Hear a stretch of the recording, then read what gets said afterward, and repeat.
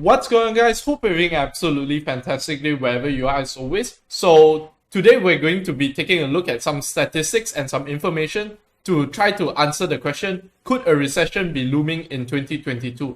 So two things to note before I start the video. First, this is obviously not financial advice. Do your own research. I'm just presenting some information.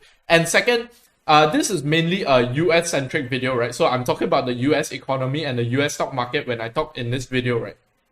So yeah, with that being said, let's get into the video. So what is a recession? A recession is a period of temporary economic decline during which trade and industrial activities are reduced and generally identified by a fall in GDP for 2 consecutive quarters, right? So what this means is basically only after 6 months will you know that there's a recession happening when it started 6 months ago, right? Let's say if we are in a recession now, we will probably only know in June or July, right? Because that's how the statistics are calculated, right?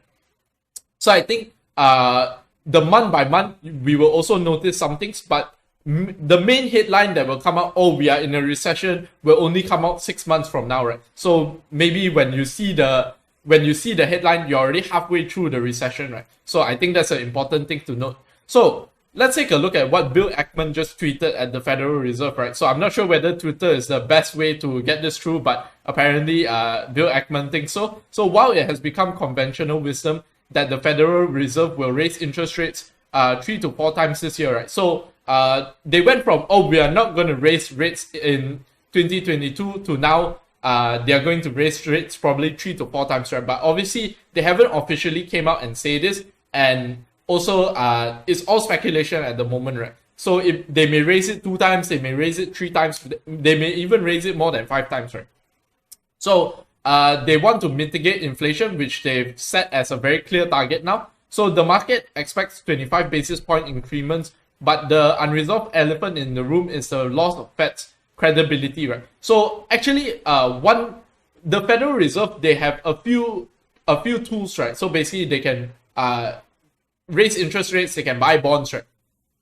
Buy bonds or sell bonds, right? So, but I think another very important part of the Federal Reserve's job, right, is actually posturing. So it's like this guy, this gigantic dude in the room, he says, I'm gonna punch you, right? So you'll be quite scared, right? But if he says that, I'm not gonna punch you, you'll probably calm your nerves, right? And that's the same thing with the Federal Reserve, right? If they say something, the markets act and react in the same way, right? So I think what Bill Eckman is trying to say here, there's a tweet thread, and basically what he says is the Federal Reserve should raise at least 50 basis points, which is 0.5%, to restore credibility, right? Because what he's essentially saying is you move it 0.25%, basically people will just think, this Fed is not credible because inflation at 7% now, and you're only raising interest rates by 0.25%. What is this? This is too low.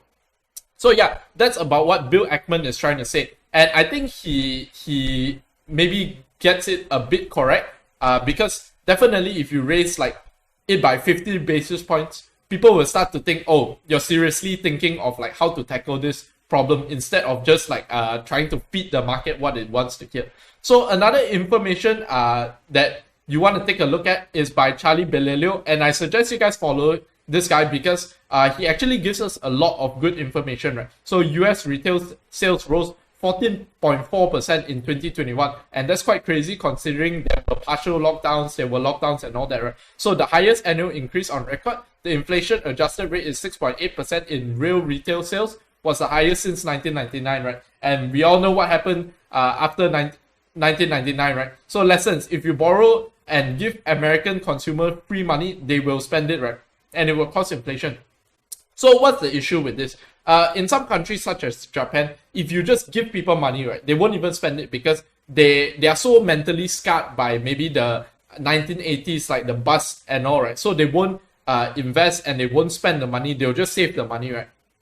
So you can see the opposite is the case for the US. If they have money, they will spend money because maybe it's just a different culture or different lifestyle, right? But basically, so the only thing is when all this easy money dries up, what is going to happen to the economy, right? So that is something for you to think about. So if you do enjoy all these interesting statistics and my takes, do help me smash up the like button, hit subscribe, and hit the bell button. So next chart is by David Rosenberg. So if you don't know who he is, he's basically, let me just go up. So he's basically founder and president of Rosenberg Research and Associates, right? Has 150,000 followers. So next chart, what he says is inflation is 7%. The last time this happened, we had a double dip recession prior to the pandemic. 5% inflation presaged all 7 recessions over the past 60 years, right? So just by looking at statistics, it doesn't look very good, right? As you can see, more than 5% recession, more than 5% recession, more than 5% recession. I think you get the point. But the point is, the recession could be maybe a year or 2 years away, right? We could be somewhere here and we can still run up until 2 or 3 years, right? So yeah, looking at the statistics, it would seem that we are likely to enter a recession, especially with Fed raising rates and also the US economy is actually quite fragile and quite weak right now, right?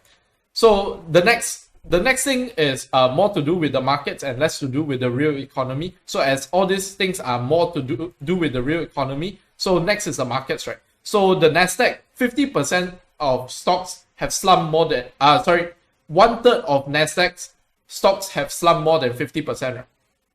So also another outlier, as you can see, as a whole, the technology stock drop of the recent weeks doesn't look too bad, with the Nasdaq Composite Index down 9% from its November record high.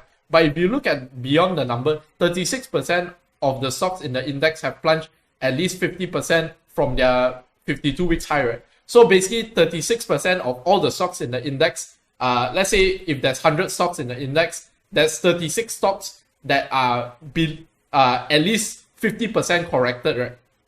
So you might be asking yourself, why can I not see this in the index? And it's because we have a market weighted index, right, where all the FANG stocks and all the largest stocks have a bigger weightage, right? So just an example would be, I think Facebook, Amazon, all these big technology companies own around more than 10% of the Nasdaq for sure. I'm sure of that. So I don't know the exact number, but it's a very large number compared to how many stocks are in the basket. So, and the implications for the market aren't pretty, possibly a bear market. So I think when people say bear market, everyone panics or what, right? But if you see that the index is already down 9% from its November record high, right? So even if you say possibly a bear market in the traditional sense is just like 20% off its all-time high is considered a bear market. So I don't think that's a very good definition, but that's the definition that everyone uses, right? So it's another 10% correction before we basically enter a bear market, right?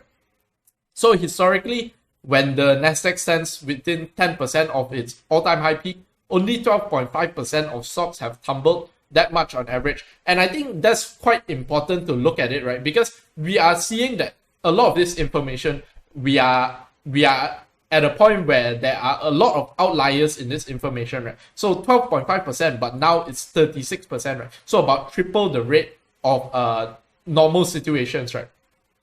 So yeah, maybe that's something also for us to think about and for us to see whether this is a good sign or is a bad sign, right? So personally, I think it's a horrible sign, right? Because if I'm not wrong, before the dot-com bubble, this also happened, right? All the smaller stocks were falling first, right? And everyone was still cheery and happy because they look at the index and the index is hitting all-time high, but beneath the surface, all the cracks are starting to show, right? So another thing I want to look at is actually the S&P 500 chart, right? So this is basically everyone's favorite chart and everyone's favorite investment, right? And you can see that from the March lows, right? Actually, we're up double, right? So 100%. And this doesn't normally happen, right? So anyone that tells you, oh, this is normal, you know, we should buy into the stock market, this has literally never happened, I think.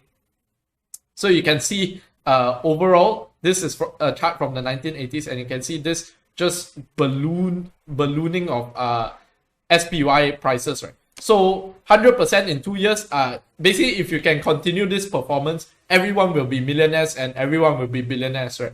But I think this is not really possible, right? So in my opinion, because obviously the real economy cannot grow 100% in just a matter of 2 years, right? So yeah, actually it's 2 years. So in my opinion, yeah, I think there is a recession on rising. The chances of a recession is like going up, and a stock market collapse, even if there's no recession, is looking incredibly likely with the Fed tightening. And also, I think I've been on this posture for a long time, where I think there is a bear market coming. So the only thing that will prove that I'm correct is actually if this bear market takes the S&P or whatever stocks I actually want to buy to lower than the point that I call, right? So let's say I call a bear market at 3,800. If the next bottom is not like maybe 3,500 or 2,000 something, right? Then I'll say myself I'm wrong, right? But yeah, that's about all I wanted to share today. If you did enjoy the video, do help me smash up the like button, hit subscribe and hit the bell button, right? And comment below, what do you think? Are we going to go through a recession or worse still, like a stock market crash or depression?